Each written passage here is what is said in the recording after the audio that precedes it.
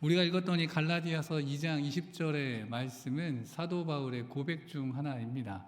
앞으로 내가 어떻게 살아가겠다라고 하는 일종의 선언문과도 같다라고 이야기할 수 있겠습니다. 그리고 이 선언문이야말로 복음을 가진 자들이 어떻게 살아가야 하는가, 그것도 담겨 있다라고 이야기할 수 있겠습니다. 사실 우리가 알아가야 하는 것들, 수많은 세상의 것들이 있습니다. 우리가 세상의 상식도 알아가야 되고, 또 많은 것들이 우리가 알아감을 통해서 지식이라는 과정을 통해 또 지혜라는 것들을 통해서 우리의 삶을 풍성하게 채워나가게 됩니다. 그러나 우리가 반드시 알아야 하는 것이 있다면 그것은 하나님에 대한 것이고, 그리고 그것 가운데서도 또 우리가 반드시 또 알아가야 한다는 것은 바로 복음에 관한 내용입니다. 복음이 무엇입니까? 진정으로 우리를 복되게 하는 소식이 바로 복음입니다. 그런데 이 복음은 모든 사람들이 찾는 것이 아니라 모든 사람들이 얻기를 바란다기보다 깨달아진다라고 하는데 그 특별함이 있다라고 하겠습니다. 사실 복음에 대한 내용들은 우리가 들어서 알고 있습니다. 배워서 알고 있기도 합니다. 복음이 무엇인가요? 나를 위해서 예수 그리스도께서 이 땅 가운데에 인간의 모습으로 오셨고 우리의 모든 죄를 대신 지시고 죽으셨다라고 하는 것이 우리가 알고 있는 이 복음의 내용이지 않습니까? 그렇기 때문에 이 복음의 내용을 알고 그리고 믿고 그것을 고백하게 될 때에 나의 죄가 모두 사하여진다라고 하는 것, 나의 노력으로는 어떻게도 해결할 수 없었던 것, 이 죄의 굴레를 벗어날 수 있게 된다라고 하는 것, 그리하여 우리의 영혼이 썩어질 것에서 영원한 곳으로 나아갈 수 있게 되어졌다라고 하는 것, 이것이야말로 우리 모든 인간들이 알아야 할 내용이고 고백해야 될 내용, 바로 복음의 내용이지 않을까 싶습니다. 그런데 이 복음의 내용은 크게 세 가지 단계가 있을 수 있겠습니다. 물론 복음의 단계가 어디 있느냐라고 이야기할 수 있겠지만 복음에는 세 가지 차원이 있습니다. 첫 번째 복음의 단계가 바로 지금 이야기한 내용이 바로 복음의 첫 번째 이야기입니다. 사실 우리가 다 죄인이라고 하는 것을 알고 있습니다. 물론 세상 사람들은 내가 죄인이라고 하는 것에 대한 반발감이 있을 수 있겠습니다. 나는 법 없이도 살 수 있는 사람인데 왜 내가 죄인이라고 하는 것이냐라고 하는 반발 섞인 외침이 나올 수 있는 것이지요. 그러나 우리는 결단코 모두가 다 하나님 앞에 죄인입니다. 죄라고 하는 것이 단순히 사회적, 윤리적으로 어떠한 상호 간의 합의를 벗어나는 것만을 죄라고 하는 것이 아니라 하나님의 마음에 기뻐하시지 않는 모든 생각과 행동과 말이 죄이기 때문입니다. 그렇게 우리는 모두가 다 죄인입니다. 어느 누구도 이 죄에서 벗어날 수 없고 이 죄에 해당되지 않는 사람은 없습니다. 그런데 우리가 또한 고백하는 것이 무엇입니까? 이 세상의 창조주, 이 세상을 다스리시는 주관자, 이 땅의 왕의 왕, 그분이 바로 우리 하나님이시라는 것입니다. 하나님이 다스리시는 그 나라의 백성된 자가 우리 인간들일 텐데 인간들이 갖고 있는 그 유한한 한계, 죄인이라는 것, 이것을 바꿔 말하면 어떻게 됩니까? 하나님이 다스리는 나라에서 인간들은 죄인이라는 것, 그 왕이 기뻐하시지 않는 생각과 행동과 말을 한다는 것, 조금 과격하게 표현해 볼까요? 우리는 다 반역자라고 하는 것입니다. 우리가 다 하나님 앞에 죄인이라고 하는 것을 조금 더 적나라하게 표현한다면 우리는 하나님 앞에 다 반역하는 사람들입니다. 그분의 뜻을 따르지 않기 때문입니다. 그분의 생각을 우리가 이루려고 하지 않기 때문입니다. 오히려 내 마음대로 내 생각대로 하나님의 뜻과 정반대되는 것이라 할지라도 그것을 내가 기뻐한다면 그것을 이루려고 하는 것이 죄인된 자들의 속성입니다. 인간들의 모습이라는 것입니다. 그렇기 때문에 우리는 이 죄의 굴레에서 벗어나야 됩니다. 그런데 문제는 복음을 접하지 못한 사람들은 자신이 이 죄의 굴레에 갇혀 있다라고 하는 것을 깨닫지도 못한다라고 하는 것입니다. 다시 말해서 하나님의 특별한 은혜가 있지 않고서는 예수 그리스도의 복음이 내 귀에 들려지고 그것이 믿음으로 고백되어지는 이 믿음의 순간이 허락되어지지 않는 사람들에게는 내가 죄인이라는 것조차 깨닫지 못한다라고 하는 것입니다. 그러니까 그런 것입니다. 어떠한 사람이 감옥에 갇혀 있는데 내가 이 감옥에 갇혀 있는지도 모르는 상황, 그것이 바로 사람들의 모습과도 같다라고 할 수 있겠습니다. 사람들은 죄라고 하는 감옥에 갇혀서 그곳을 부수고 나갈 수도 없고 그곳에서 해방될 수도 없는 죄의 사슬에 묶여서 하루하루 시간이 지나가고 있습니다. 하나님의 은혜가 있을 때야만 자신이 죄인인 것을 깨닫게 되지만 결국 느끼게 되는 것은 자신의 힘만으로는 이 죄의 굴레를 벗어날 수 없다라고 하는 것입니다. 나의 의지로는, 나의 능력으로는 이 죄의 감옥을 뚫고 나갈 수도 없고 문을 부수고 나갈 수도 없고 문을 풀어 헤칠 수 있는 지혜도 없다는 것을 깨닫게 됩니다. 우리를 적대시하는 하나님과의 사이에서 우리 인간들을 죄의 영역으로 끌어들이고 죄의 유혹으로 빠뜨리고 시험으로 빠뜨려서 하나님과 멀리 떨어지게 만드는 존재 사탄은 그런 우리들을 가만히 내버려 두지 않습니다. 감옥 속에 있는 우리의 마음 속에 찾아와서 계속적으로 우리를 시험하고 우리를 유혹합니다. 우리로 하여금 하나님의 은혜에 나아가지 못하도록 계속금 방해합니다. 그리고 죄에 빠져든 그 사람들이 그 죄로 인하여 죽음의 자리에 내몰리게 될 때에, 심판의 자리에 내몰리게 되었을 때에 어떠한 일이 발생하였습니까? 우리 구세주 예수 그리스도께서 나타나셔서 대신 우리가 맞아야 할 채찍을 대신 맞으셨고 대신 십자가에서 죽으셨습니다. 그리고 그것을 믿는 자들에게 이 죄의 형벌, 사망이라고 하는 이 죄의 형벌에서 구원을 얻게 하셨습니다. 예수님의 이 십자가 사랑을 믿고 고백하는 자마다 죄의 묶임 가운데에 노임을 얻게 됩니다. 이것이 복음의 첫 번째 내용입니다. 그런데 문제는 여기에서 멈춘다라고 하는 것이지요. 내가 구원받았다라고 하는 것은 단순히 나의 죄가 해결되어서 내가 형벌받을 것이 면제되었다는 것으로만 끝나는 것이 아닙니다. 우리가 무엇을 해야 되겠습니까? 내가 받을 형벌이 사라졌다면 감옥 문을 열고 나와야 되는 것입니다.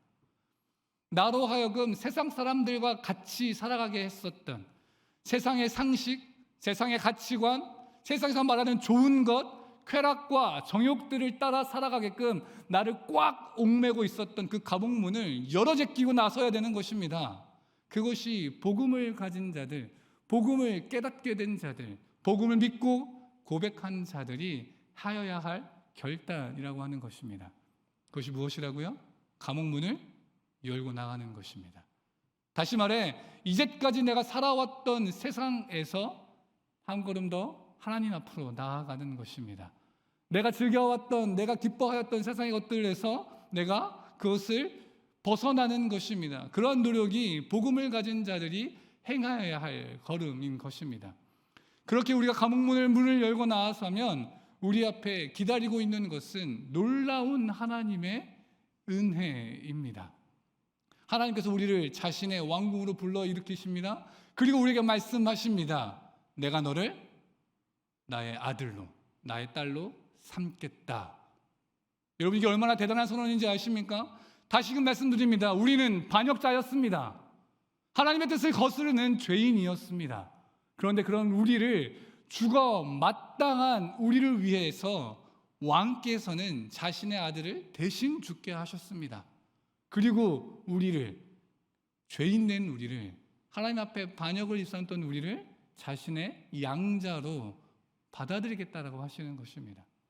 그러니 우리의 반응은 어떻게 됩니까? 제가 어떻게 이것을 받아들일 수 있겠습니까? 제가 대체 무엇이길래, 제가 당신께 어떠한 존재이길래 나에게 이렇게까지 하십니까? 나는 당신께 범죄하였고 당신의 뜻을 거스리는 반역자였는데 어찌 나를 위하여 이런 일을 하십니까? 이렇게 되물을 수밖에 없는 것입니다. 그때 하나님 우리에게 뭐라고 말씀하시나요? 내가 너를 사랑한다.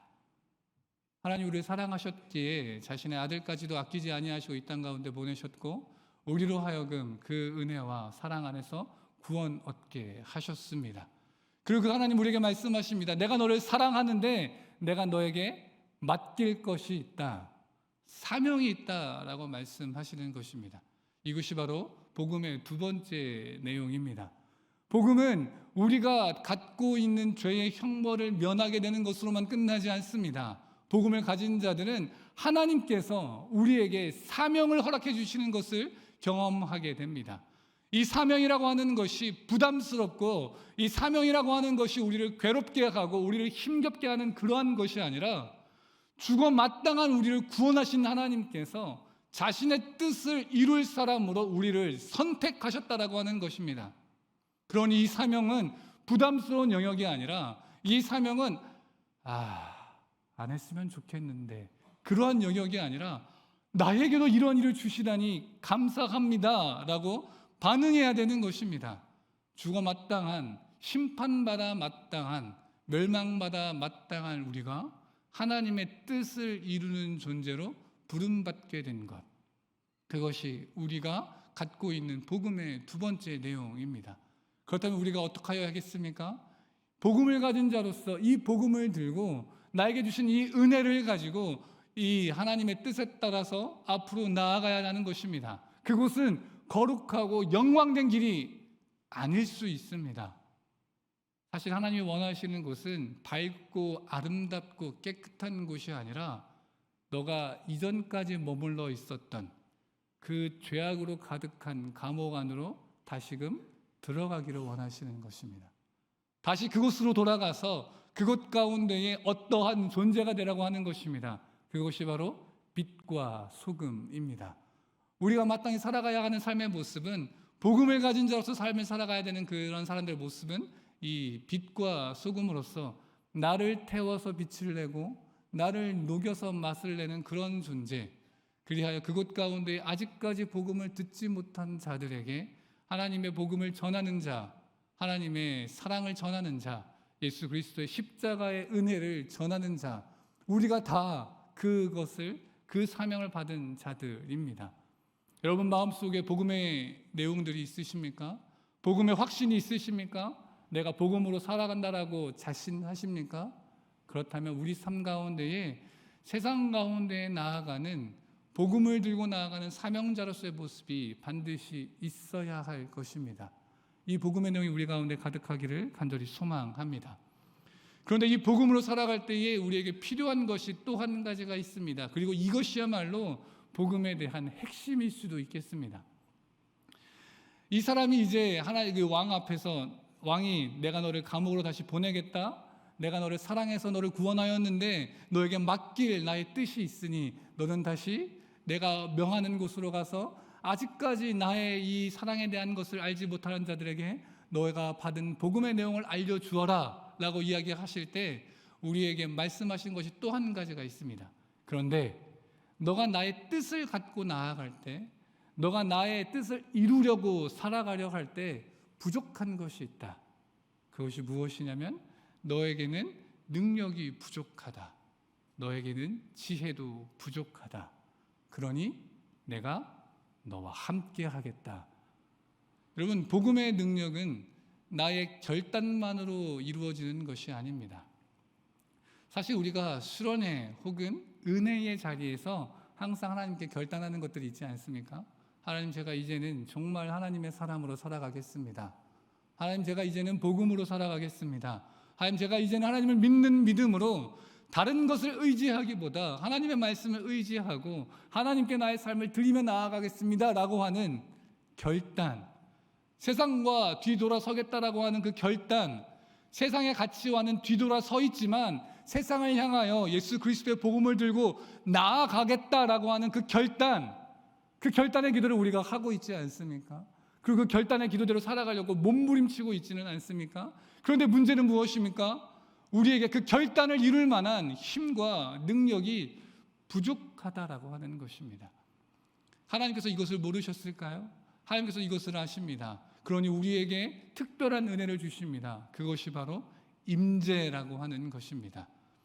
하나님의 뜻을 따라서 복음을 들고 한 발자국 나아가겠다라고 하는 자들에게, 복음을 듣고 복음을 믿고 복음을 고백하며 복음으로 인하여 내 삶을 살아가겠다라고 다짐하고 결단하는 자들에게 하나님이 허락하시는 마지막 복음의 은혜가 바로 임재하심이라고 하는 것입니다. 하나님이 임재하셔서 우리가 하는 말이 하나님의 말씀이 되게 하고 우리가 하는 일들이 예수 그리스도의 섬김을 나타내는 일이 되게 하는 것, 우리가 걸어가는 그 걸음걸음이 세상의 즐거움과 쾌락을 위함이 아니라 예수 그리스도의 복음을 증거하며 하나님의 나라를 이루어가는 그 발자국이 되게 하는 것, 그것이 진정으로 가능케 하시는 것, 그것이 무엇입니까? 하나님의 임재라고 하는 것입니다. 내 안에 하나님의 임재가 없다면 나의 결단은 작심삼일이 될 뿐입니다. 그러니 은혜의 순간에 우리가 결단하였다면 우리가 반드시 기도하고 반드시 구해야 하는 것이 무엇이 되어야 하겠습니까? 하나님의 임재하심을 반드시 구하여야 합니다. 간절히 말하기에는 우리 삶 가운데에 하나님의 임재하심을 구하는 기도, 하나님의 임재하심을 간절히 사모하는 삶의 모습이 우리 가운데 있기를 원합니다. 사실 우리 이런 이야기를 할 때마다 마음속에 느껴지는 불편함이 있습니다. 어떤 불편함이냐면, 그럼 우리는 껍데기란 말이냐? 내 힘으로는 할 수 없고 내 지혜로는 알 수도 없고 오직 하나님만 가능하시면 난 아무것도 아니네? 뭐지, 이런 불만, 이런 외침이 나올 수도 있겠습니다. 그런데 저는 분명히 말씀드릴 수 있습니다. 우리는 껍데기입니다. 사실 우리는 아무것도 아닌 존재들입니다. 창세기 2장 7절에 이렇게 기록되어 있습니다. 여호와 하나님이 땅의 흙으로 사람을 지으시고 생기를 그 코에 불어넣으시니 사람이 생명이 되니라. 아멘. 육신 가운데에 하나님의 영이 들어갔을 때에 생명이 된다라고 기록하고 있습니다. 생명을 영어 성경으로 하면 living being이라고 하는 것입니다. 다시 말해 살아있는 존재라는 것이지요. 인간이 살아있게 되는 것이 무엇입니까? 하나님의 생기입니다. 하나님의 숨결이 인간 가운데에, 사람 가운데에 가득하지 않으면 살아있는 존재가 되어질 수 없습니다. 다시 말해 하나님이 내 안에 충만하지 않으면, 하나님의 임재가 내 안에 있지 아니하면 나는 살아있는 것이 아니게 됩니다. 나는 죽어있는 존재가 됩니다. 다시 말해 껍데기일 뿐인 것이 우리의 모습인 것입니다. 만약에 우리 안에 하나님에 대한 것을 버려버리고 썩어져갈 세상의 것으로 나의 것을 채우다 보면 우리는 착각하게 됩니다. 이 착각이 무엇일까요? 나는 나다. 나는 괜찮다. 나는 나의 삶의 주인이다. 누가 나한테 뭐라고 하겠는가? 내가 내 삶을 기쁘고 행복하게 살아가겠는데, 이러한 착각을 빠져들게 되는 것, 내 안에 하나님의 것으로 채우는 것이 아니라 썩어져갈 세상의 것으로 나를 채울 때에 드는 착각인 것입니다. 우리가 반드시 기억해야 할 것이 있다면 하나님이 없는 우리는 껍데기일 뿐이라는 것입니다. 단순히 사명을 받지 않은 인간조차도, 복음의 능력 아래 있지 않은 인간들조차도 하나님의 영이 있지 않으면 리빙 빙이 되지 못합니다. 하물며 복음의 능력을 가진 우리야 어떻겠습니까? 복음을 가진 사람들은 그야말로 하나님의 임재하심을 원해야 하는 것입니다. 우리 안에 만약에 세상의 것으로 채워져 있다면, 혹시 내 안에 하나님의 것이 아닌 다른 세상의 것으로 채워져 있다면, 그렇다면 우리는 어떻게 해야 하겠습니까? 우리가 어떻게 살아가야 할까요? 그 대답은 죽는 것입니다. 살아있는 존재가 되는 것, 하나님의 영으로 충만한 존재가 되는 것, 그러기 위해서 우리는 죽어야 하는 것입니다. 하나님께서 태초에 천지를 창조하시고 인간을 지으시고 그 코에 생기를 불어넣으시고 이 사람이 살아있는 생명이 되었을 때에 하나님께서 그 인간을 향하여 뭐라고 말씀하셨습니까? 보기에 심히 좋았더라 라고 말씀하셨습니다. 사실 인간의 모습은 하나님 보시기에 좋았던 모습이었습니다. 하나님의 영으로 충만하여서 자기 자신의 생각과 자기 자신의 욕심과 자기 자신의 죄악으로 똘똘 가득 차서 하나님의 마음에 근심이 된 존재들이 아니라 하나님의 영으로 충만하여서 하나님의 기쁨이 되었던 존재, 하나님이 보실 때에 힘이 좋았던 존재. 우리 옆 사람의 얼굴 한번 살펴보실까요? 어떻게 좋으십니까? 여러분, 하나님께서 심히 좋았더라 하실 때 이 좋았더라라고 하는 단어가 히브리어로 토브라고 하는 단어입니다. 이 토브라고 하는 단어는 좋다, 좋았다라는 단어인데요. 이 단어가 그냥 좋다가 아니라요, 어떤 뜻이라고 했죠? 우리 청대부? 토부가 한글 한 단어로? 죄송합니다. 어려운 걸 불렀네요. 네, 벌써 일주일이 지났으니까요. 이 토부라는 단어를 한 단어로 다르게 표현한다면 우와, 참 좋다. 옆 사람 얼굴 보고 한번 고백해 보실까요? 우와. 어떻게 우와 이 경탄이 나올 만큼 참 좋으십니까? 하나님이 우리를 바라보실 때 그렇게 사랑스러워 하셨습니다. 우와, 나의 영으로 충만한 이 사람을 보니 내가 참 기쁘다. 다른 것이 아닌 나의 영으로 충만한 이 사람들을 보니 내가 참 기쁘다. 그게 바로 하나님께서 인간을 지으시고 그 코에 생명을 불어넣으시고 그를 바라볼 때 심히 좋아하셨던 것. 와, 참 좋다. 그런데 우리의 모습이 어떻습니까? 죄악으로 우리의 모습이 더러워지지 않고 있습니까? 있지는 않으십니까? 내 안의 욕심이 내 안의 주인을 하나님으로부터 나로 변하게끔 하고 있지는 않으십니까? 살아있는 존재가 되기 위하여서 진정으로 하나님이 기뻐하실 만한 그 모습으로 다시금 돌아가기 위하여 우리가 필요한 것, 그것은 다시금 이야기하지만 죽는 것입니다. 내가 나의 주인 되었던 삶의 종말을 구하는 것입니다. 이제 너는 내가 내 삶의 주인이 되지 않겠다라고 이야기하는 것입니다. 내 욕심을 죽이는 것입니다. 내가 죽고 내가 가지고 있는 모든 것이 하나님의 은혜인 것을 깨닫는 것, 나의 것이 아님을 고백하는 것, 그리하여 나로부터 오는 모든 것을 단절하고 오직 하나님께로만 나아가는 것, 하나님의 충만하심으로만 나를 채우려고 하는 것, 그것이야말로 우리가 복음을 가진 자로서 살아가야 하는 모습, 하나님의 임재로 충만한 자의 모습이 아닐까 합니다. 우리 오늘 갈라디아서 2장 20절 말씀을 다시금 한번 한 목소리로 읽기를 원합니다. 같이 함께 읽겠습니다. 시작. 내가 그리스도와 함께 십자가에 못 박혔나니 그런즉 이제는 내가 사는 것이 아니요 오직 내 안에 그리스도께서 사시는 것이라. 이제 내가 육체 가운데 사는 것은 나를 사랑하사 나를 위하여 자기 자신을 버리신 하나님의 아들을 믿는 믿음 안에서 사는 것이라. 아멘. 사도 바울이 복음을 가진 자로서, 그리고 이 복음을 전하는 사명을 가진 자로서 이 고백을 갖고 나아갑니다. 내가 어떻게 되었다고요? 나의 뜻을 이루기 위해, 나의 어떠한 존재를 세상에 각인시키기 위해, 어떠한 명예와 업적을 위하여 나아가는 것이 아니라 오직 그리스도와 함께 내가 십자가에 못 박혔다라고 고백합니다. 내가 내 자신을 죽였다라고 이야기합니다. 그러한 이유가 무엇입니까? 그리스도께서 내 안에 사시기 위함 때문입니다. 내가 나를 죽일 때에 내가 내 안에 나의 모든 것을 단절하고 하나님의 채우심을 구하며 나아갈 때에 그때 비로소 내 안에 그리스도께서 사시는 것입니다. 그때 비로소 내 안에 하나님의 임재가 임하게 되는 것입니다. 내 안에 나의 욕심이 남아 있으십니까? 내 안에 이루고자 하는 세상을 향한 나의 욕망이 있으십니까? 세상에 대한 가치관이 아직도 나의 삶의 방향을 결정하고 있습니까? 그 모든 것들을 오늘 이 시간 뿌리 뽑는 결단이 있기를 원합니다.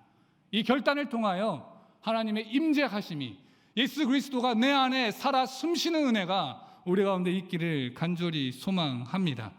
그리하여 예수 그리스도께서 십자가에 달리기 전 내 뜻대로 하지 마시고 아버지의 뜻대로 하셨던 그 기도처럼, 이 사도 바울의 이 고백처럼 나를 십자가에 못 박고 오직 내 안에 예수 그리스도만이 살아 숨쉬게 하는 것, 이러한 기도와 이러한 결단을 통하여서 썩어져가는 인생의 종 노릇하는 것이 아니라 이 세상의 주관자이신 진정 우리를 살게 하시는 하나님의 영으로 충만케 되어져서 결단을 넘어서는 임재함으로, 하나님의 임재함을 통해 진정한 복음의 사람으로 오늘도 한 걸음씩 나아갈 수 있는 우리 모두가 되어지기를 예수님의 이름으로 축원합니다.